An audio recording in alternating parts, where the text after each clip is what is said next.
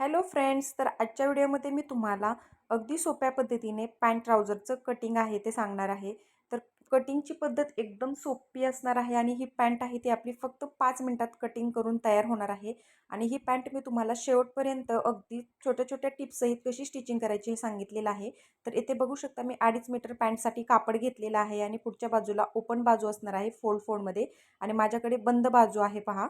तर सर्वात आधी आपल्याला 2 इंच बेल्टसाठी सोडून द्यायचं आहे फोल्ड करण्यासाठी. तर त्याची सरळ रेषा मी आखून घेतली. हे बेल्ट फोल्ड करण्यासाठी आपण 2 इंचाचं मार्जिन सोडलेलं आहे आणि त्या मार्किंगपासून खाली तुमची जेवढी उंची असेल त्याच्यात 2 इंच परत बॉटम फोल्ड करण्यासाठी ॲड करायचं आहे बघा. या पद्धतीने मी मार्किंग करून घेतलं आणि ते सरळ रेषा आखून घेऊया. तर इथे काय करायचं आहे, तुमची जेवढी सीट घेर आहे त्याचा चौथा भाग करायचा आहे आणि त्याच्यात प्लस 3 इंच घ्यायचं आहे. तर इथे मी घेतलेलं आहे 14 इंच आणि तेवढंच इथे क्रॉच लेंथ म्हणजे आसन पण तेवढंच घ्यायचं आहे 14 इंचाचं. ठीक आहे, इथपर्यंत समजलं. आणि पुढे या पद्धतीने आपल्याला 3 इंचापर्यंत हे आसनचं आकार देण्यासाठी 3 इंच इथे मी घेतलेलं आहे. जर हेवी साईज असेल तर तुम्ही 3.5 इंचसुद्धा घेऊ शकता आणि कमी असेल तर 2.5 इंच घेऊ शकता. तर बघा, आसनचं इथे मार्किंग करण्यासाठी गोलाकार शेप देण्यासाठी मी 3 इंचावरती मार्किंग केलं आणि असा आसन म्हणजे क्रॉच लेंथ म्हणू शकता तुम्ही. या पद्धतीने गोलाकार शेपमध्ये आकार देऊन घेतला आणि ते खालच्या साईडला बॉटम आहे तो मी इथे 9 इंच घेतलेला आहे. तुम्ही 7 इंच 8 इंच एवढा सुद्धा घेऊ शकता आणि असं टेपच्या साहाय्याने सरळ ते जोडून घ्यायचं आहे. तर पहा, पॅन्टचं मार्किंग आपलं करून झालेलं आहे अगदी 2 मिनिटामध्ये. तर याचं आता आपण लगेचच कटिंग करून घेऊया. या पद्धतीने खालच्या साईडला थोडंसं क्रॉस घेतलेलं आहे बॉटमच्या इथे. तर स्टिच करताना ते आपलं कापड कमी पडत नाही म्हणून. आता केलेल्या मार्किंगवरती आपण कटिंग करून घेऊया. या पद्धतीने व्यवस्थित कटिंग करून घ्यायचं आहे. इथे वरच्या साईडला फोल्ड आहे तो मी कट करून घेतला. तर अगदी सोपी पेंट आहे, शेवटपर्यंत नक्की बघायची. शिलाई पण अगदी स्टेप बाय स्टेप सर्व टिप्ससहित मी सांगितलेली आहे. चला तर मग आता ही पॅन्ट ओपन करून घेऊया आणि या पद्धतीने दुसरा पार्ट आहे तो त्यावरती असा उलटा करून ठेवायचा आहे, म्हणजे दोन्ही सरळ बाजू आतल्या साईडला येणार आहेत आपल्या. आणि आता दोन्ही साईडचं आसन आहे ते आपल्याला स्टिच करून घ्यायचं आहे. 1/2 इंचाची शिलाई आहे त्याच्यावरती मारून घ्यायची आहे.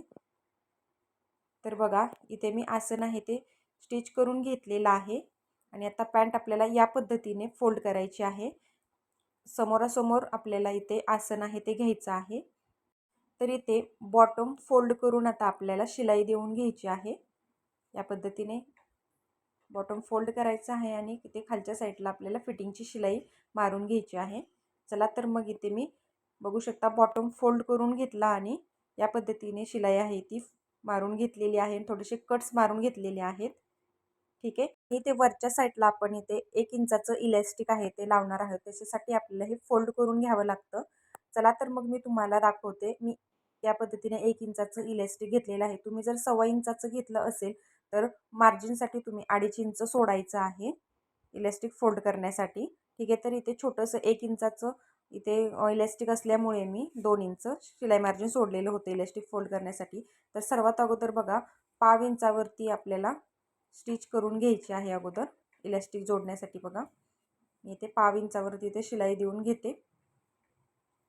याने काय होतं, आपलं कापड आहे ते अजिबात तिरकं होत नाही, परफेक्ट आपलं इलॅस्टिक लागतं. जर नवीन शिकणारे असतील तर त्यांच्यासाठी ही खूप महत्त्वाची टिप्स आहे. अगोदर 1/2 इंचावरती या पद्धतीने इलॅस्टिक जोडायच्या अगोदर शिलाई देऊन घ्यायची आणि नंतर मग आपल्याला ते फोल्ड करायचं आहे.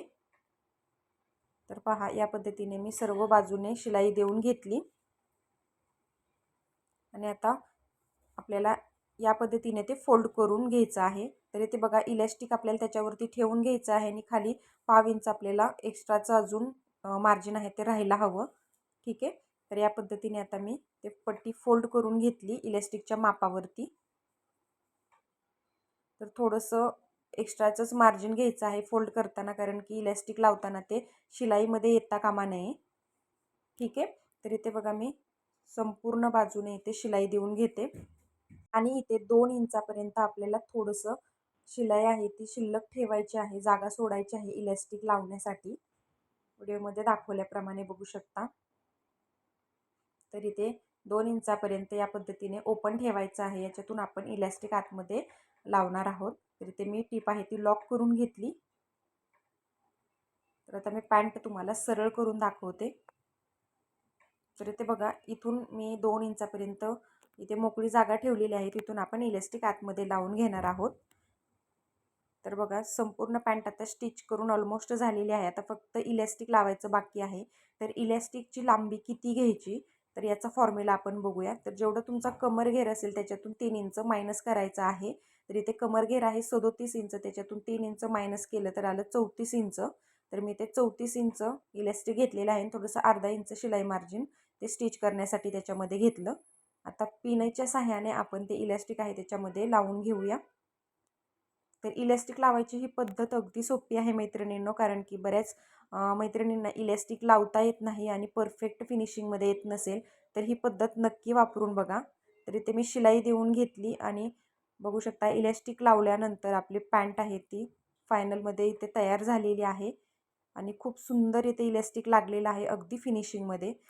तर अगदी घर बसले तुम्हाला फ्रीमध्ये सर्व काही स्टिचिंग रिलेटेड व्हिडिओ पाहण्यासाठी आपल्या चॅनलला आत्ता सबस्क्राईब करून ठेवा आणि बाजूचं बेल आयकॉन आहे ते ऑलवर सेट करून ठेवा असे छान छान व्हिडिओ पाहण्यासाठी. आणि नक्की एकदा या पद्धतीने पॅन्ट कटिंग आणि स्टिचिंग करून पहा, एकदम परफेक्ट अप्रतिम बसते. धन्यवाद.